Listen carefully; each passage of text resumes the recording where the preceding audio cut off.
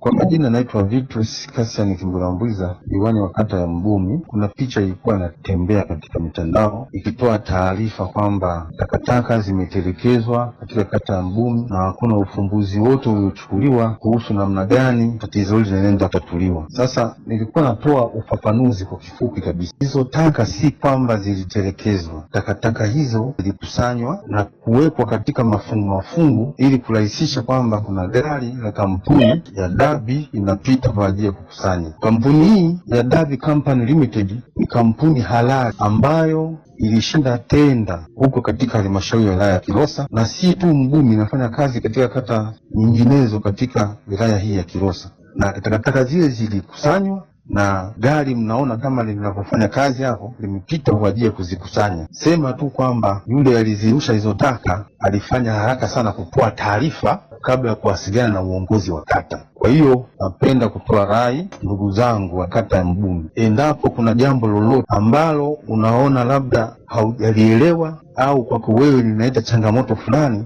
na washauri ndugu zangu wa Mbumi muweze kuwasiliana na uongozi wa kata. Tunayo ofisi ya kata ya mtendaji wetu. Ukienda pale utapata ufafanuzi wa jambo lolote ambalo wewe unataka ufafanuzi kwenye jambo hilo. Na vile vile ikipendeza, unaweza ukaja ukaniona mimi diwani, nitakupa ufafanuzi badala ya kulirusha kwenye mitandao ya kijamii, kiasi kwamba linaweza likaleta picha nyingine tofauti na watu wakachukua mtazamo mwingine. Ninatoa wito kwa ndugu zangu wote wa Mbumi, tuzingatie usafi. Usafi ni wajibu wetu sisi sote, kwamba kwanza kuna mifereji. Tumepata bahati, serikali yetu ya Chama cha Mapinduzi imetujengea mifereji, imetujengea barabara.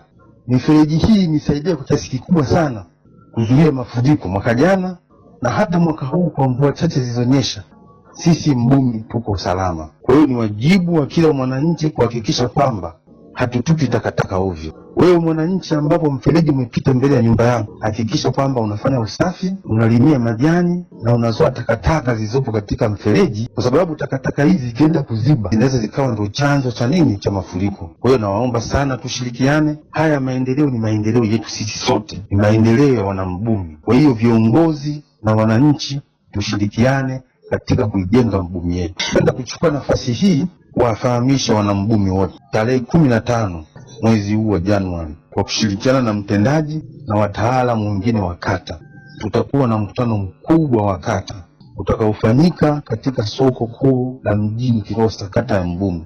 Mkutano huu utatupa fursa ya kupokea kero mbalimbali. Mkutano huu utatupa fursa ya kuwaelimisha wananchi mambo mbalimbali yanayohusu kilimo, masuala yanayohusiana na ujasiriamali, masuala yanayohusiana na mambo ya afya, kwa kuwa wataalamu wote kutoka halmashauri ya wilaya ya Kilosa watakopo pale kwa ajili ya kutoa ufafanuzi juu ya changamoto na mambo mbalimbali ya elimu. Nawakaribisha sana mje kwa wingi, kupeane mawazo katika kupanga maendeleo ya kata yetu ya Mbumi.